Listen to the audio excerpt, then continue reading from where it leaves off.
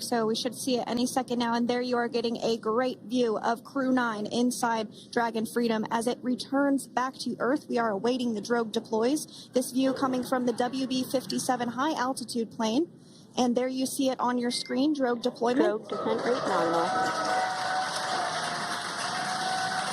You can hear the crowd here. Visual on 2 healthy drogues.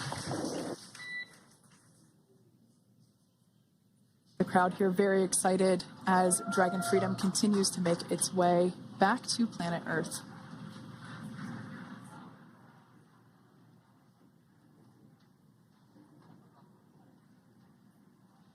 Next up, we'll stand by for the main deployment of the parachutes. The mains are quite a bit larger. You'll be able to notice the difference on your screen once they deploy, and they continue to ensure that the Dragon spacecraft slows down even further. As we mentioned, Freedom will be traveling 16 miles per hour when it splashes down off the coast of Tallahassee, Florida, here at 2:57 p.m. Pacific time this afternoon. And there we go.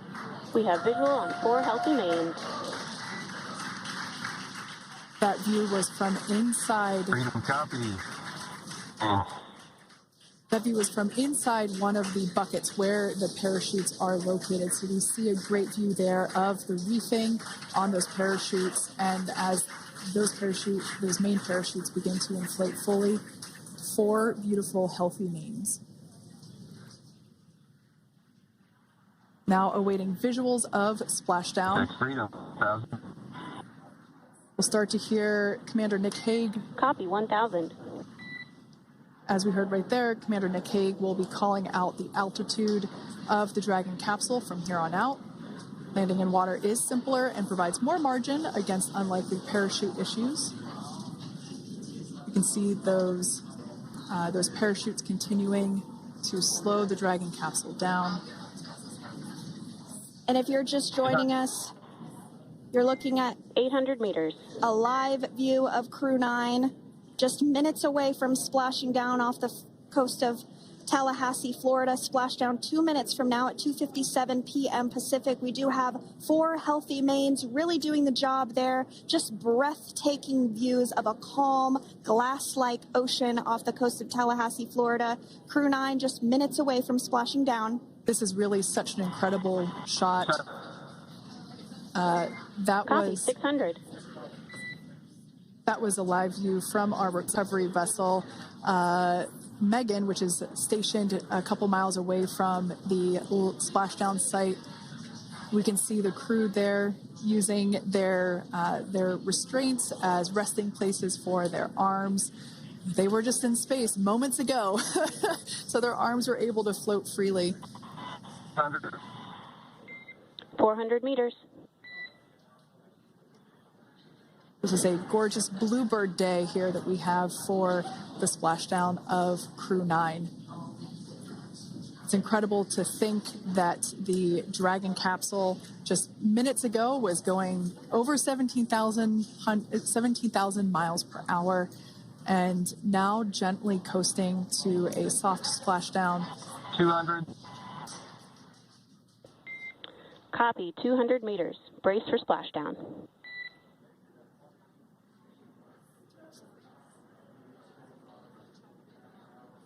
As you can see there on your screen, continuing to monitor progress of the Dragon spacecraft. And we're going to stand by for splashdown, located in the Gulf of America, off the coast of Tallahassee, Florida.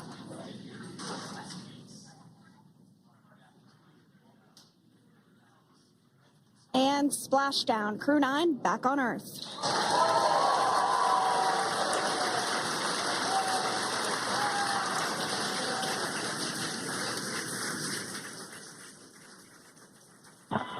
And SpaceX Freedom, splashdown.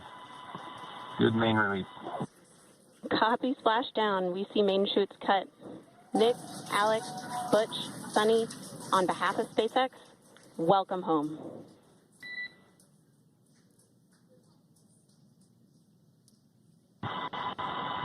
It is an amazing, what a ride. I see a capsule full of grins ear to ear.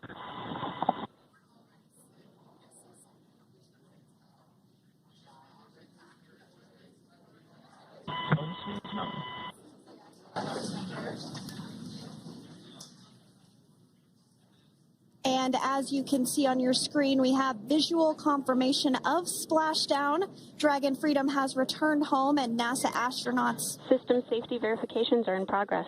We'll report back when recovery personnel are en route.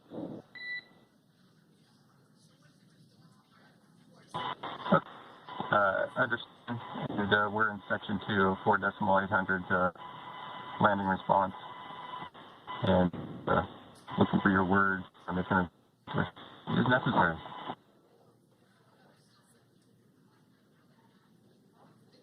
In the distance, we can see the recovery vessel making its way. Copy, you're in section 2 for the environmental assessment in 4.800. That is not necessary today. Understand. Raising 5. So we will continue to have communications between the Corps and Nick Hague, the commander of Crew Dragon Freedom, which just splashed down 2 minutes ago off the coast of Tallahassee, Florida. Dragon Freedom has returned home with NASA astronauts Nick Hague, Sunny Williams, Butch Wilmore, and Roscosmos cosmonaut Alexander Gorbunoff. They're back on Earth after approximately 17 hours of a return journey from space. The SpaceX recovery ship and team have been waiting for Dragon's splashdown, and they will now make their way to the splashdown location. The teams have been ready and waiting about 3 nautical miles away, so it's going to take them about 30 minutes or so to make their way and to SpaceX Freedom. Pretty sure we're in stable 1. Copy, stable 1. We see the same. It's going to take about 30 minutes for the recovery team to make their way over to Nick, Sunny, Butch, and Alexander, who are still seated and secured inside that Dragon spacecraft there on your screen. Incredible views there of that thermal protection system, or TPS. That Dragon capsule was pristine, white color before it departed the station, and we can see how the reentry phase, the thermal protection system did its job. Now, if you're wondering what that hole, that like bucket area is, that is underneath the side hatch. That is where the main parachutes were stored. So when we saw the Dragon capsule docked at station, it looked very different. The panel that protects and covers the main parachutes, that was still intact, as well as the panels that enclose where the drogue parachutes are located. We can see those fast Freedom, boats. SpaceX is go for recovery personnel to approach. Expect personnel alongside in the next few minutes. Freedom copies. We can see those fast boats. We weren't kidding when we said they were fast. While it does take about 30 minutes for the main recovery vessel to make its way over to the capsule, these fast boats will be doing a couple of things simultaneously. A couple of them are going to be working to retrieve the parachutes that you see in the background there of this drone shot. Those parachutes will be retrieved from the ocean surface. We want to make sure we are able to pull those out. The recovery vessel there closest to the spacecraft is going to be performing some safety checks. We can see there they're using an instrument that is basically working to detect if there are any hypergolic vapors or fumes that are still residing in and or around the Draco thruster nozzles or outlets.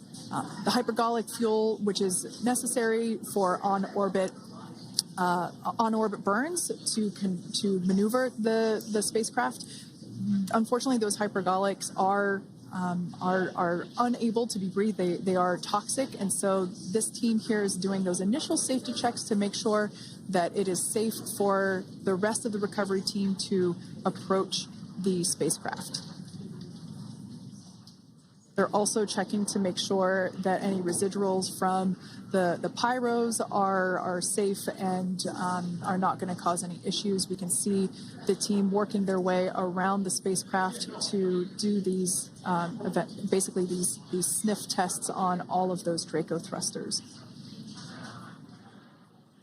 And as we continue to await the recovery of our Dragon spacecraft with NASA astronauts Nick Hague, Sunny Williams, Butch Wilmore, and Roscosmos cosmonaut Alexander Gorbunoff inside, Dragon has autonomously completed several steps to safe itself following splashdown. We are continuing to see Dragon in what is known as Stable 1 configuration. That's kind of the ideal configuration following Splashdown. It's upright, and the Dragon capsule's in the right configuration for it to be hoisted into the recovery vessel Megan, which you do see a little ways off in your screen approaching. Dragon will continue to remain live on air with you through that recovery process, all the way through the point where the crew is extracted from the Dragon spacecraft. Now, if you are just joining us, the mission has gone smoothly so far. Dragon successfully splashed down off the coast of Tallahassee, Florida at 2:57 p.m. Pacific, 5:57 p.m. Eastern Time this afternoon. Approximately 17 hours prior to splashdown, Dragon autonomously undocked from the International Space Station, completed a series of departure burns, jettisoned its trunk section, and performed its final burn, the deorbit burn.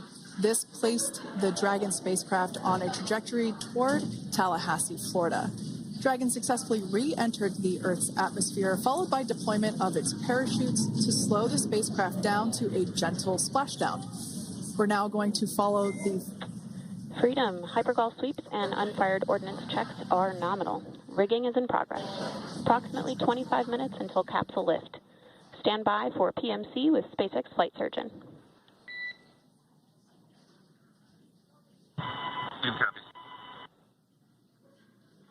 And so what we did just hear there was communications that those hypergol checks were complete. They didn't find any of that upon those checks, so we'll continue to move through the timeline. Next up is a process called rigging, which you see happening right now on your screen. This is when a SpaceX recovery personnel actually works to climb aboard the capsule and work through procedures ahead of lifting onto the nest of the recovery vessel Megan. We heard it's going to be about 25 minutes or so until that lift actually takes place.